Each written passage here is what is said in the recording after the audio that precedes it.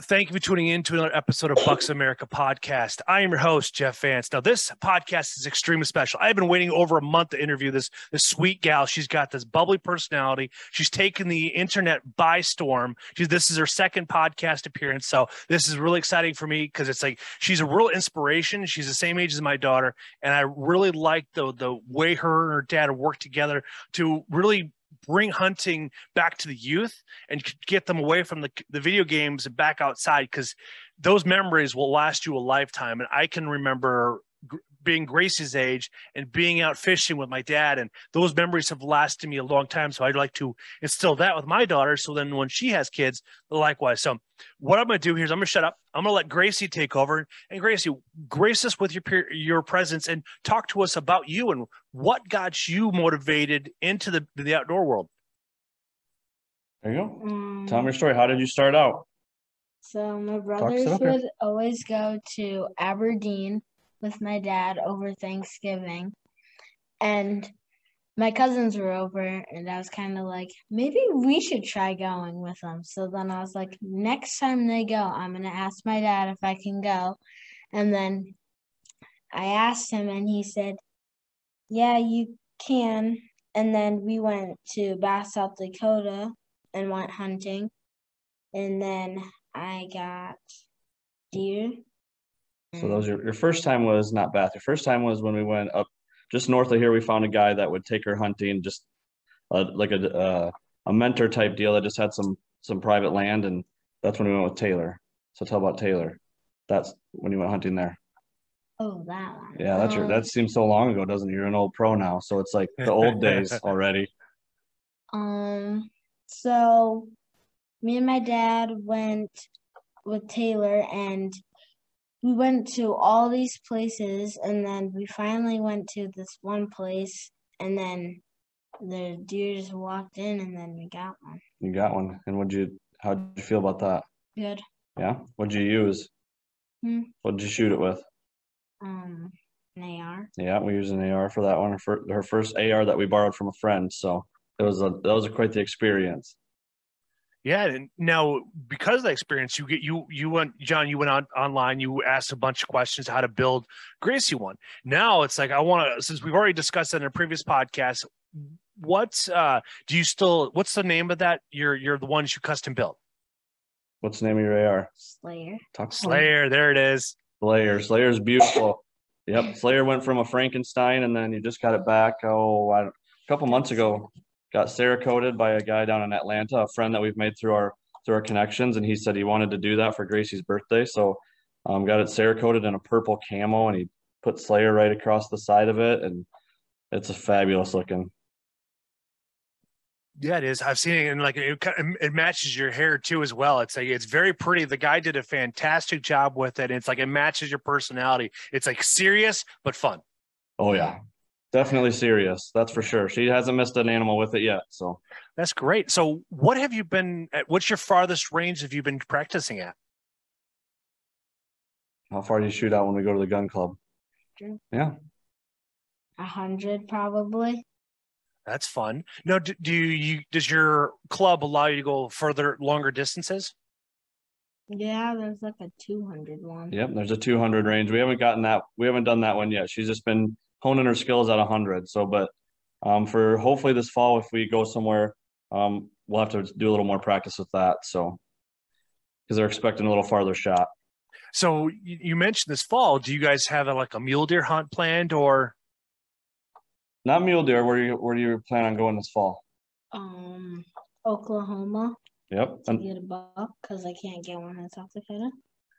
South Dakota, she can't get a buck till she's 12. So we have another gentleman that we've met that has some land down in Oklahoma, and he's offered to have her come down and do a buck hunt down there. So, but they have a little farther shot, so we got to practice this summer on that. So, okay. And when I listened to your previous podcast with the nomadic outdoorsman, there was one thing you guys didn't mention, that is within Wisconsin, she can actually get a buck tag as well.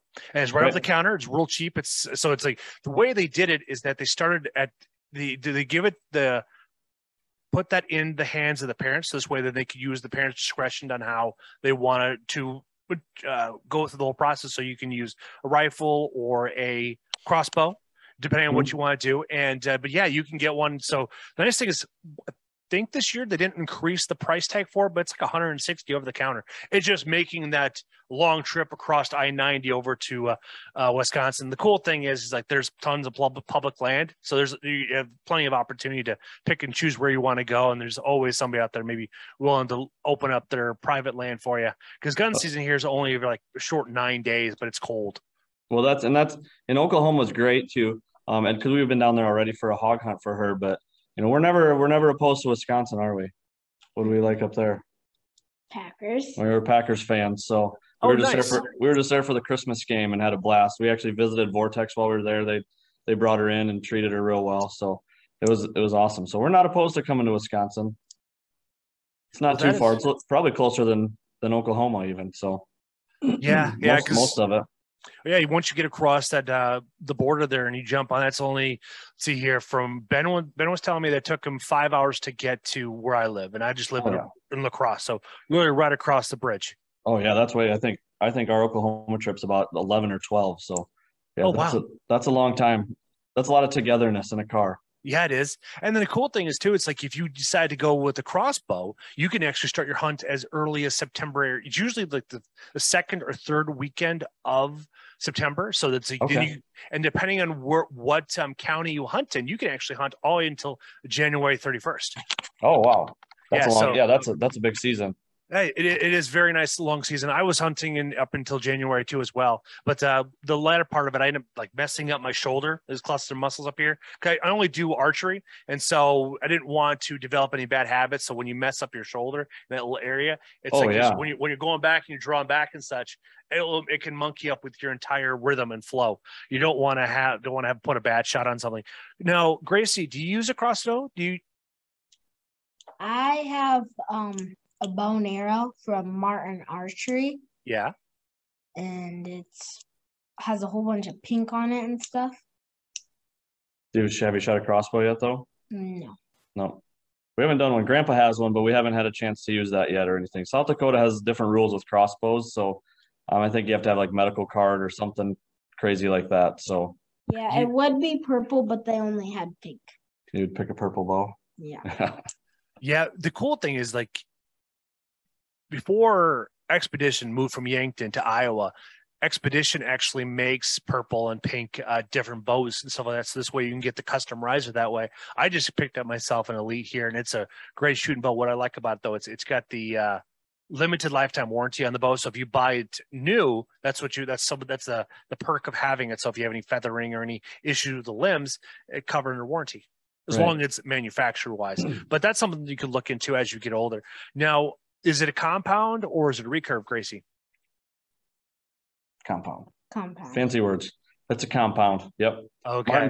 Martin treated her well. That was kind of a Christmas present from them to her. So they wanted to be involved with what was happening and set her up super well with that one. So we're still learning though. It's still a process. We've been to our local shields, did some lessons there. And now that we're finally, seems like we're getting rid of this wind every day, we can get back outside and shoot a little more. So. And since you're so close to Ben, you guys we'll go over to his outdoor range and practice out there, because he's got 4 or 5 targets. I know he's got quite the setup out there. Yeah, we've talked with him a little bit, so that's kind of on the agenda, is to meet with him at some point here, hopefully soon, and get to know him a little better too. So he actually, I think he actually has even brothers that were adopted from Haiti or something, or siblings and that's where Gracie's from as well. So we kind of have some weird intermingling of stuff. So it's cool.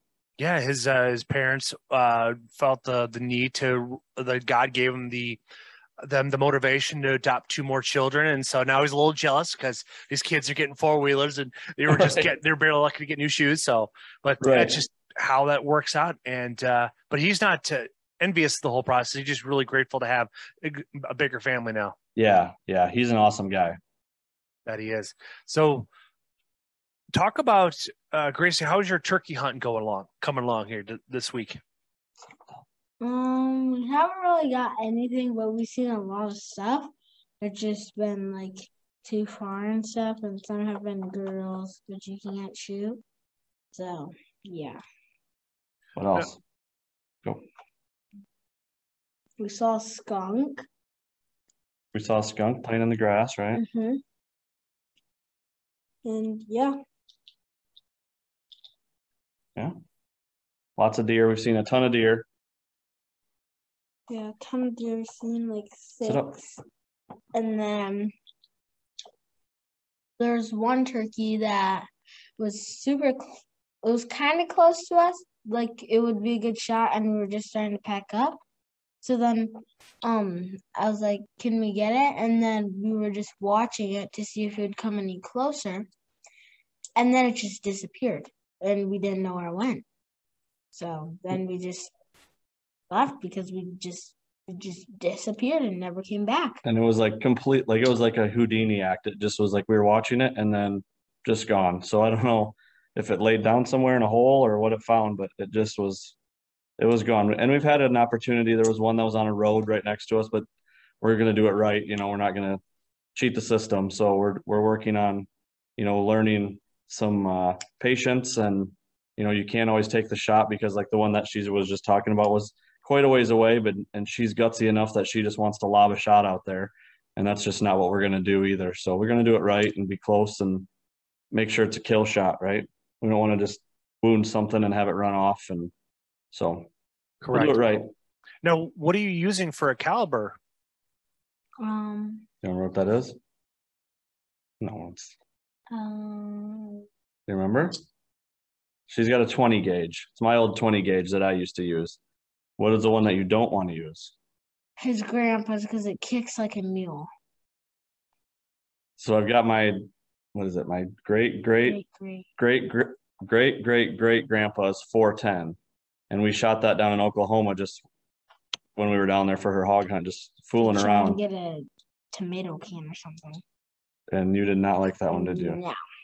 It's old and it kicks like a mule, she says. He's like, just try one more time. I'm like, not a chance. Yeah, those 3-inch shells, that's what I first started shooting with when I was your age.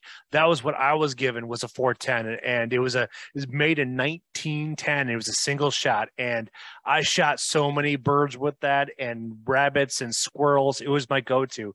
Now they also do make a 2 3/4, 2.5 shell. It kicks a little bit less, lot less BBs to pluck out, but it's still a lethal round. Right. Yeah, she didn't like that one. So now she's just shooting my old Mossberg 20 gauge. So we'll see.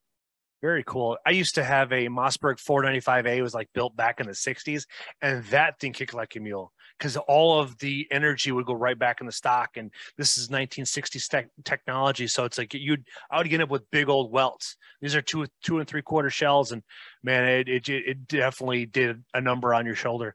Oh, I believe it. Now the nice thing is you can always get padding for it too as well. Do you have padding on yours? We've got a little extra padding on the backside, and then she's got it up on a Cop Jagger tripod too. That kind of helps take some of that kick away. It seems like, so hopefully that'll help. She hasn't shot it an awful lot just because kind of want it to be no hesitation when it's time to shoot. So she knows what to do, and she'll be ready, and we'll see. Okay. Now, what's the furthest distance have you shot with a 20 gauge? What are we at? Like 50 yards probably. Yeah. So okay. Right around 50. So comfortable in that area. So that's smart. You don't want to go anything further than that because it's the BB pattern just gets so chaotic. Yeah. Right. Yeah. No, it'll be when the time comes. I think she'll respond. So I think. Mm-hmm. Now you guys have been using that tripod all season long, even last year when you shot your deer. Is that correct? Yep. We got hooked up with Cop Jagger down from Texas, and just kind of reached out to them at one point looking for something different, and they sent it up to her on a trial basis, and they loved what she did with it, so they let her keep it. And that thing it's been a godsend. I mean, it's great. How much does that thing weigh? Oh, it's not super light. I mean, I bet I can carry it, so I think it's good. There's your answer. So I mean, it's maybe 6 or 7 pounds. I mean, it's not, if you're going to carry it across a wide open field, it's not the most enjoyable, but it has a little bag that you can put it in and carry too. So go ahead. Oh, that's what I.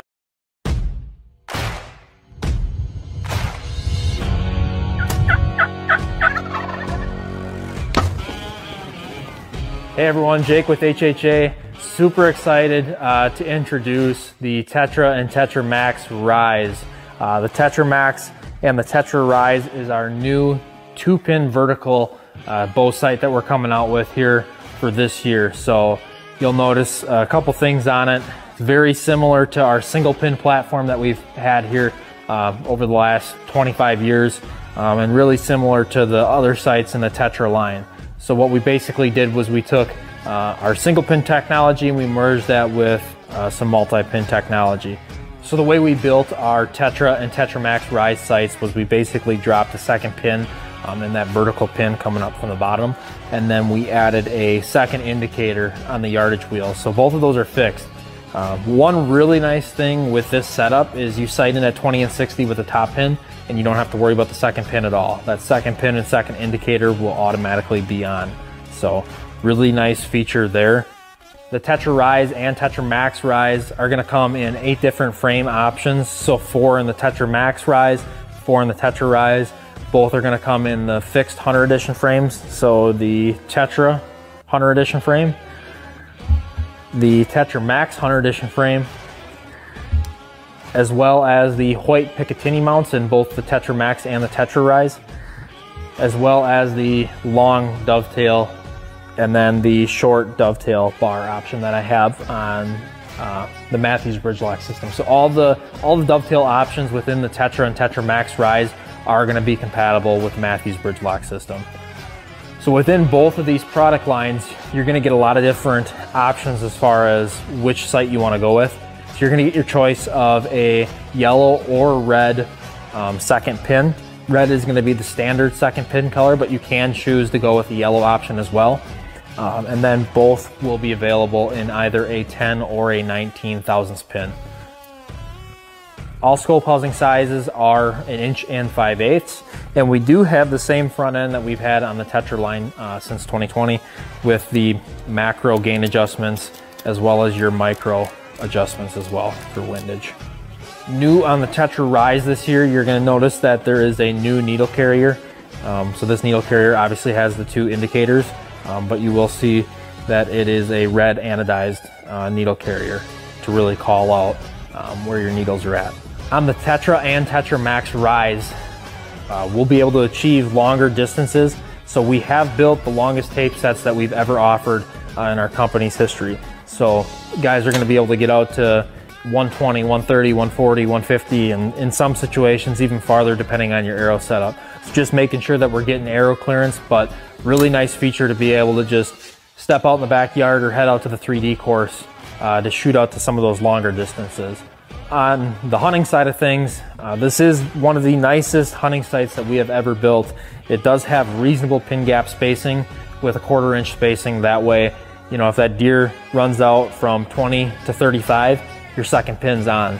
So the most commonly asked question that I've had so far as we went through this whole setup process is, where does that second pin sit? Well, that second pin is going to vary depending on the different arrow setups that you do shoot.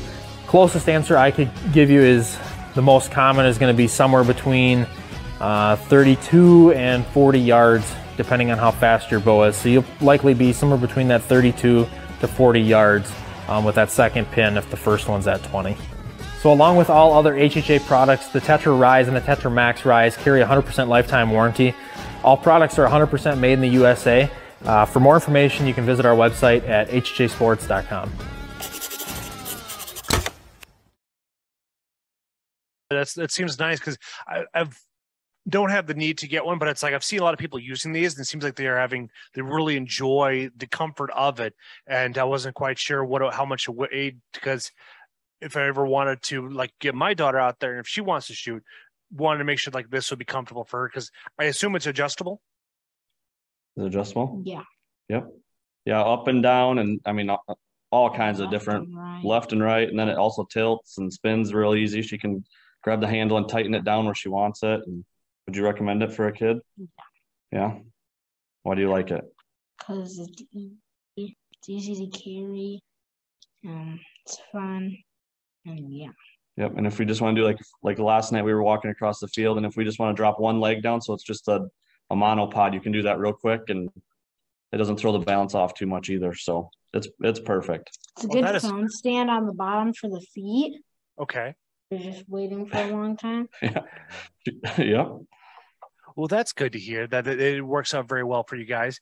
And no, how long is your guys' turkey season, or is your season over with now?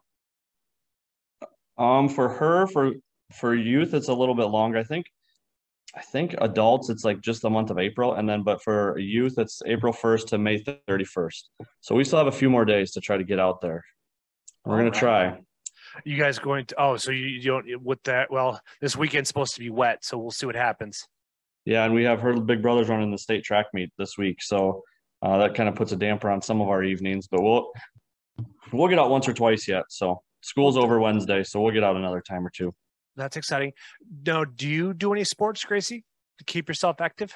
I did do soccer, but then I had to quit because I would only be able to go to like 2 out of the 9 games because I have my brother's track and band. So, yeah. So she's not that she's bitter about it. I see those eyes. I get it. So the spring schedule was just really wonky for us with her two older brothers, and so we had to concede somewhere, and that's where turkey hunting. We put our effort into that, so her and I can at least stay busy with that. Mm-hmm. Smart.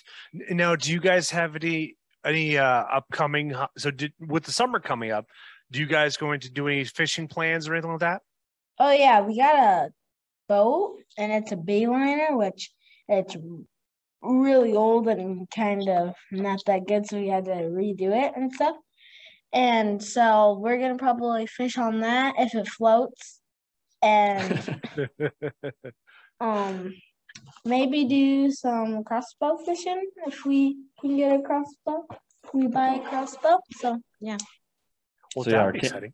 Yeah, we bought a boat this winter and fixed it up in our garage, and we're gonna see. We haven't had it on water yet, but that's her plan. Is she wants to go fishing, and then there's a little pond that has a whole bunch of carp in it right next to us, our campsite, and yeah, so we saw some guys walk there with my fishing pole. Yeah, fishing pole, and then we saw some guys bow fishing there the other day, so that's kind of on our radar right now. So we'll see if we can finagle that up. The only thing is, it takes a long time to get there. For the camper? Yeah, about an hour. So. Okay. Yeah, the nice thing with your Martin, it should be able to throw an attachment on the stabilizer bar and get yourself a nice arrow and everything else and line it up and be ready to rock and roll. Absolutely. Yeah, it'll be a fun summer. So the fishing's really good there.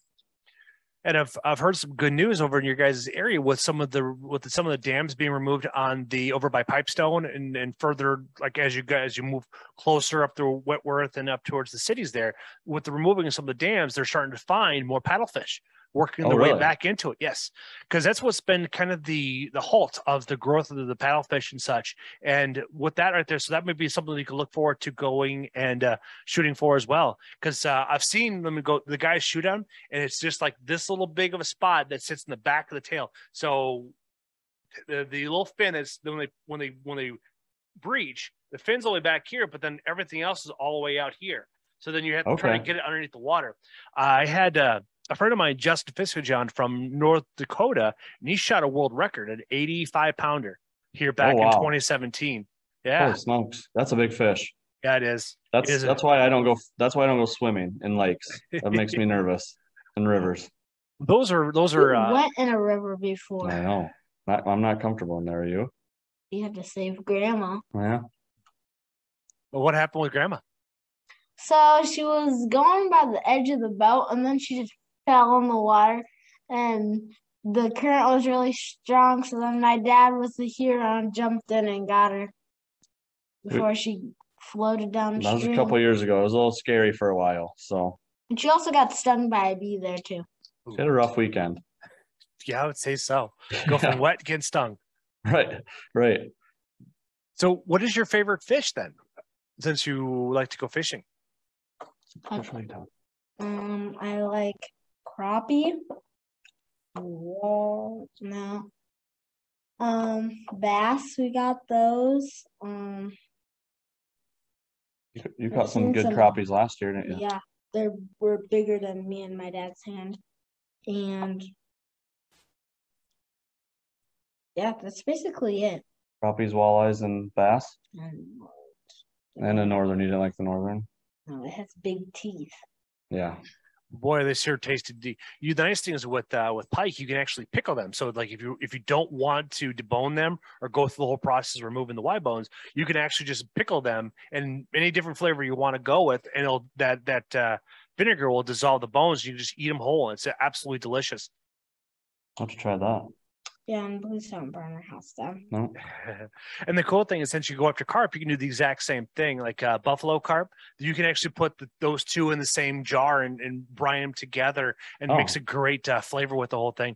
Over there, like with Okoboji, just not being that far away. My dad was out there here last weekend or was it 2 weekends ago? No, it was last weekend. He was out there fishing, and they had a great weekend out there fishing. They had 8 guys out there, 2 guys per boat, and they brought in a whole bunch of fish. Oh, wow. That's awesome. That's good to hear the fishing's good over there. It is. It's a lot of fun when the water's warm and everything else like that. You're catching them at different depths, but you get a lot more of a consistency for them. And you can also catch silver. Silver pike over there too. It's a very different looking scales of the pike, but it's absolutely delicious. Okay. And you also have white bass too. Those are delicious. They only get maybe a large one on the large size scales, like 16 inches. Most of the time, your average ones are between 8 to 10. But a little bit like they're about the same length as a perch, but not as wide as a crappie. Okay. Those are a very nice sweet meat, so you could do anything you want with them. White flaky, you could do bunches of different stuff with them. You wouldn't know what you're eating because they're just delicious. Awesome. We caught a lot of walleyes last year. That's the big one in South Dakota. That's what everybody comes here for. That's a state fish. So is it the state fish? Mm-hmm. There you go. State fish, she says. You don't know that? I did not know that. That's a little bit sad. Oh, you just like picking on your dad, don't you? Mm-hmm. All the time. Well, your dad's a math guy, so I get it. You'd say he's learning. You learn something new every day, right? Right, exactly. That's my fun fact for the day. It's very true. Now, you tell me about the story of this new Mossberg pistol you won. So we basically just did this like photo shoot kind of, and took a whole bunch of pictures, and then we put it on, what is it, Instagram? Yep, on our Instagram page for Caliber Magazine. For Caliber Magazine, and then we did we like put them on there, and then they just, whoever pictures were the best and got the most likes and stuff, got to get a gun, and I won, so then I got a gun. That's exciting. What caliber is it? You know what it is? It's 9mm. 9mm. 9mm. They're Mossberg's new 9mm, like the MCS2SC or something like that. I can't remember the. Yeah, I can't remember what it is either. But it fits her hand perfect. It's not huge. It'll be really fun. We just haven't had a chance to get out. We just got it last week, I think, or a week and a half ago. So okay, it'll be really fun. So, but yeah, Caliber Magazine had a photo contest, and they're a African American run magazine for gun enthusiasts and all that. So we put it on there, and it was awesome. It kind of blew up, and it was great. So and it just won. Yeah, and we won. That's pretty neat. Now, the nice thing is with the 9mm, you can actually get 100 grain rounds for it. So it would be very functional for her to actually be capable and being able to be accurate with it. To get your sights down range. This way, you're able to put everything on target. Yep, and build that. Just build the muscle memory and all that of shooting and stuff before you start getting kicked real hard. So. Yeah, definitely. We're excited for it. It'll be something new. That is kind of new for both of us. Yeah, I got as a wedding gift for my wife. I got a Sig P or the X5 Legion. So it's a full size pistol. It's their competitor pistol. It's won multiple world national championships, and it's a really nice pistol. But I use 147 grain rounds for it. But the first 5 rounds, I put them in a silver dollar circle, and it's like I can see why this gun wins tournaments. Oh yeah, for sure. Because it's just a very crisp pull, and I'm excited you guys to demo that stuff, because that is always unique to see kids your age getting involved in firearms, because you can eventually take that into doing 3-gun or even just doing what's the word I'm looking for here, just doing league. That's a fun thing. I don't know if your area has the population to do leagues like that. We don't have anything like that right now. You know, there's trap shooting and stuff, but there's nothing. We've talked with some 3-gun people. We follow a couple of little girls that are big into it. Buyer Barrels out of Washington. They've sponsored Jolie. That's our dog. They sponsored Gracie, and sent her. We built an upper for her AR that fits on top of Slayer. That they've sent a 22 barrel for her, so it has a dedicated 22 that we can just clip on the top and do kind of that 3-gun stuff and clink around. So that's fun. It's really, you like to shoot that little 22 one, don't you? The spiral barrel. Because it kind of takes the load off of her if she's got to shoot, if she wants to shoot, but not get kicked like a mule for a long time with a regular AR. So it's kind of fun. We can get out and do that. I like 22s. They're just a fun caliber to shoot, and that's my mother-in-law's conceal and carry. That's what she uses, just because it's. My father-in-law found a Ruger double action 8-shot, and it's something that's just fits perfectly in her pistol. Works. She's able to control it very, very well, and it's just overall a solid firearm to use. Yeah, we went to a gun show a couple months ago, and she found a purple Ruger. It's the M4 maybe, I think. It was I mean, it's beautiful, but they're hard to find and they're not cheap. So that was what got us kind of excited about this contest, was to get a pistol in her hand and try something. And I also found war helmets and a whole bunch of war stuff, and then I got a cigar box, and it was filled with candy and stuff, and a coin. And then I got this like fox face skin. And then that's all. And I got a caramel and rock candies. Right. She didn't want to go to this gun show, and then by the time we got there and left, it was like 4 hours later of me trying to get her to leave. Like drag her out, because she made friends with about everyone there. So it was awesome. That is fun. We here in where I live, we have pretty much a gun show every 2 weeks in the area. Now, what I've noticed is they're charging new in-box prices for older used firearms. So it's like I tend not to. I don't see any value in going to them right now because of what's going on nationally and globally. That they're really kind of sticking it to the common man for when it comes down to price tag firearms and for ammunition. Oh, absolutely, absolutely. Yeah, it's gotten ridiculous. We just go and gawk a little bit and look and dream but yeah, no, we haven't bought anything real crazy lately. So for those reasons. My favorite gun show to ever go to is down in Phoenix. They usually do it the first weekend of December, and they have 7 circus tents full of ammunition, but you can buy decommissioned military gear as well. But that's where you can buy your $50,000, $60,000, $70,000 over-unders and stuff like that. It's just amazing what they have collections there. World War II memorabilia, World War I memorabilia and such. So it's quite the collection. Yeah. Oh, that's awesome. Very cool. And then if you ever make it this way east on I-90, there's a dealer. His name's Gary Pearson, Pearson Firearms. They're in Little Cedar, Iowa. Now he has a completed collections of World War II of the Russians, the Germans, the American, and the Canadian armies, all of their firearms from their sidearms all the way up to their larger submachine guns like bars and stuff like that. You can also rent firearms there too. He's a big history buff. That's awesome. Yeah. And great friends then. Yeah.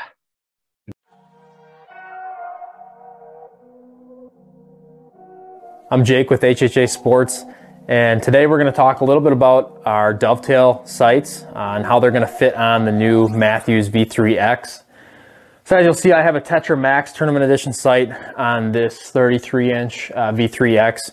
All of our Dovetail sights, the Tetra and the Tetra Max, will fit on the V3X. Also, in the next couple of weeks, you'll see us come out with a shorter Dovetail version. It'll just be our short bar version, which will also fit on the V3X on both the 29 and 33-inch model. One question that we've gotten pretty frequently lately is the windage adjustments on your Tetra and Tetra Max bow sights on the new Matthews bow. And this year we came out with the infinite adjust plate, which you'll see on the front end of your sight. So when you put this infinite adjust plate on, you'll want to either flip it to the inside or the outside.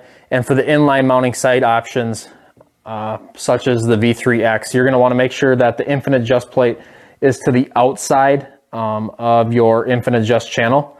This will allow for optimal windage adjustments. So you'll also be able to find the infinite adjust bracket on our website if you're already shooting a Tetra or Tetra Max Tournament Edition sight. Another way that you can get your HHA to fit V3X is by buying our conversion kit, which you can find on our website at hhasports.com. We'll be selling those at retail around $60.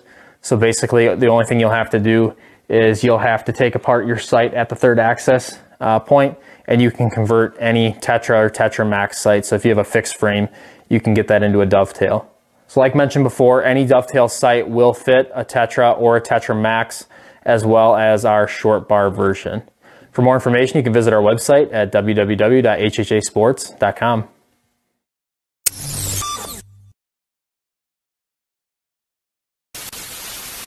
Be great friends. Yeah, she was infatuated with the helmets and those old guns like that they had out. Like that was just like the coolest thing. What was the one that you really liked? That it was just a wall hanger, like a replica of a blunderbuss. Yeah, I think okay. with the big huge comes Bell. out like a bell kind of. Yeah, she was like, I didn't know if we were not gonna be able to leave without that thing. So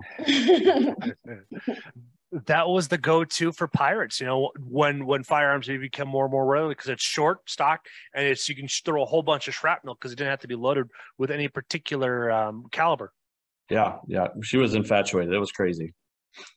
I'd like to get my hands on a old World War One Winchester. I can't remember the model of it, but it's their trench warfare gun, and it's where it's designed where you just hold on the trigger and you just rack and go, and it just destroyed the Axis forces during World War One because of how rapid you could empty out a tube. Yeah. Oh yeah, that's crazy. And we also saw bullets that had our last name on it, Peters. Yep. Some old shotgun shell boxes that had Peters on it, and they were like selling for like $200 for just the box. It was like, I don't know how old they were, but it was crazy. And there's like little tiny ones that are like $20. They're proud of that stuff. Yeah, they are. There's a market for it. My dad even has some old paper shotgun shells.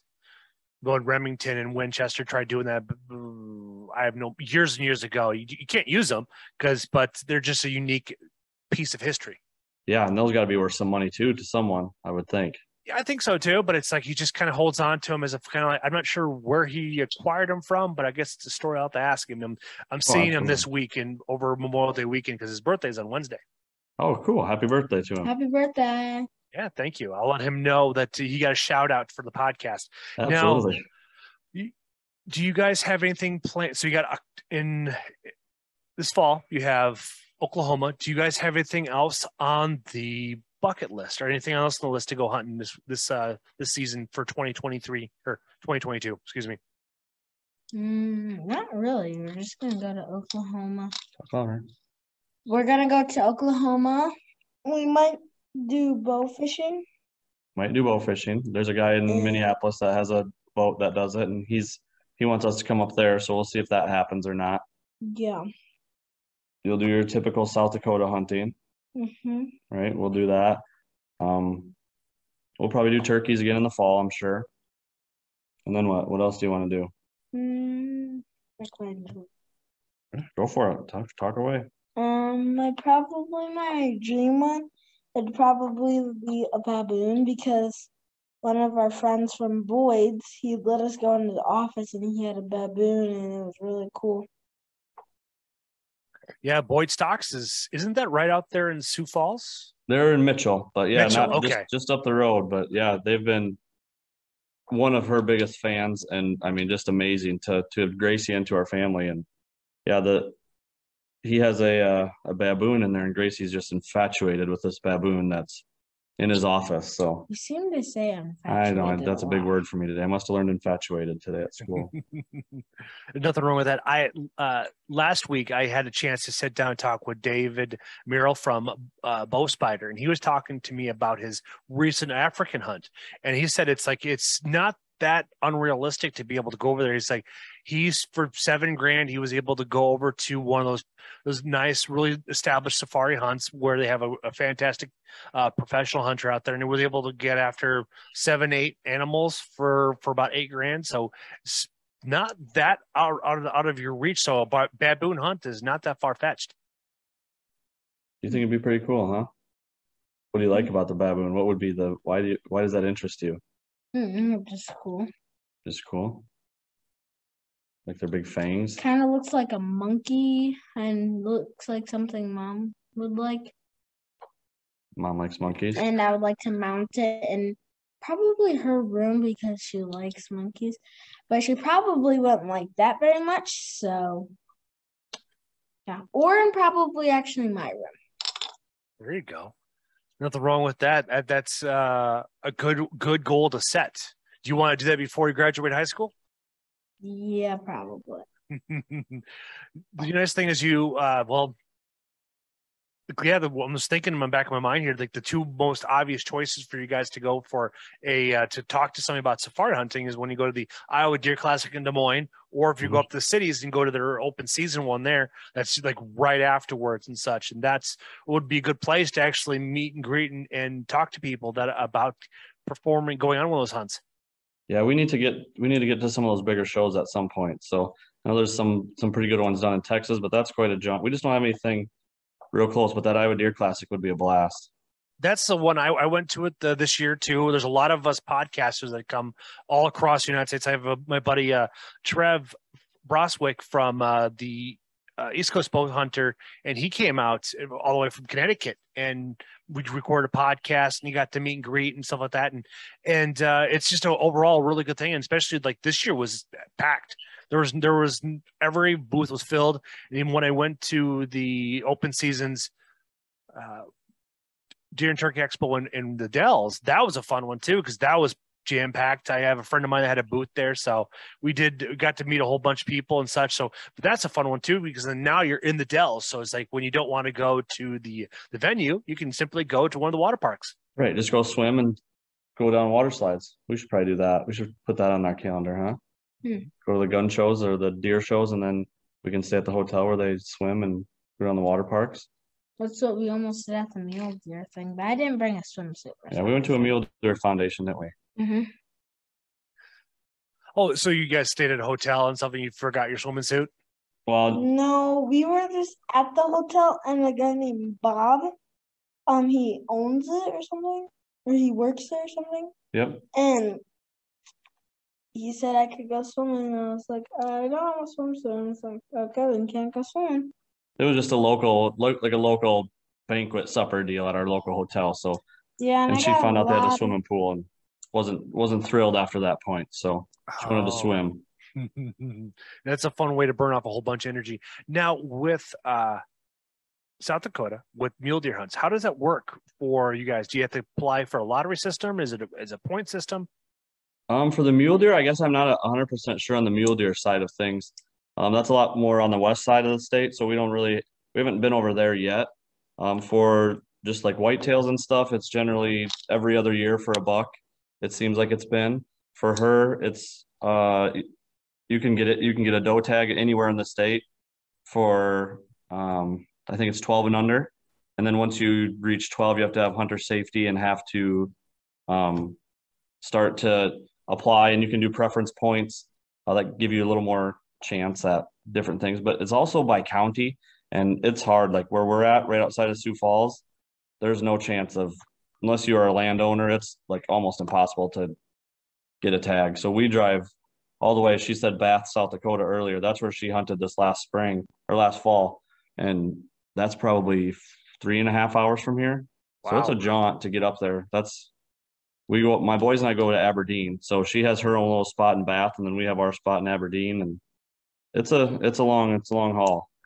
Yeah, because in that little area over there, when back in 2013, when that cold or then that deep cold that came through the Midwest there, I mean, it decimated the deer populations all in that northwestern Iowa, southwestern Wisconsin, and then Minnesota. Then your guys' eastern side of South Dakota, that area just got demolished.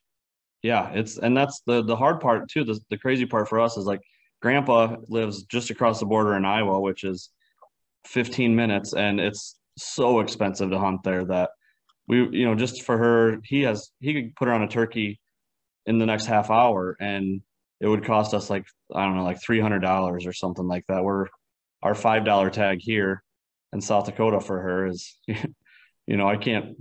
That's just too expensive to get a kid, even for a youth. That just seems crazy to me. But I know she's out of state, but it's just what an experience to have Grandpa take you out, and you can't even hardly do that. So.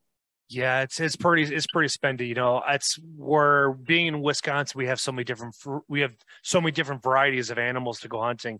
And once you guys come to the driftless area, like when Ben was out here, I showed him some of the areas and such, and it's like it rose up in the top 5 states he'd be willing to move to.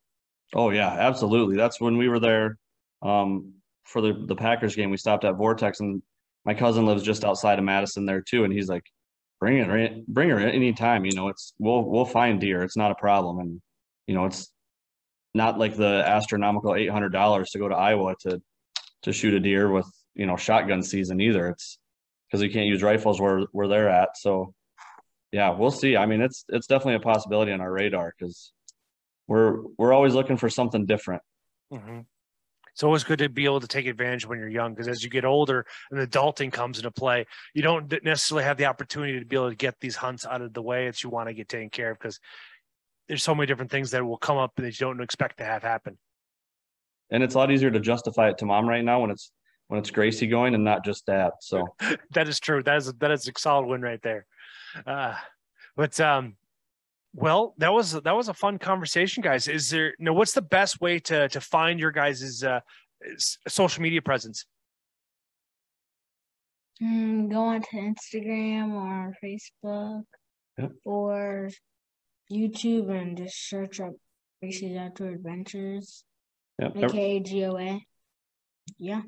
Everything. And you'll just see us right there. I see us right there. Everything's Gracie's Outdoor Adventures. So Instagram, Facebook, YouTube, a little bit on YouTube, not so much. We're trying to get that.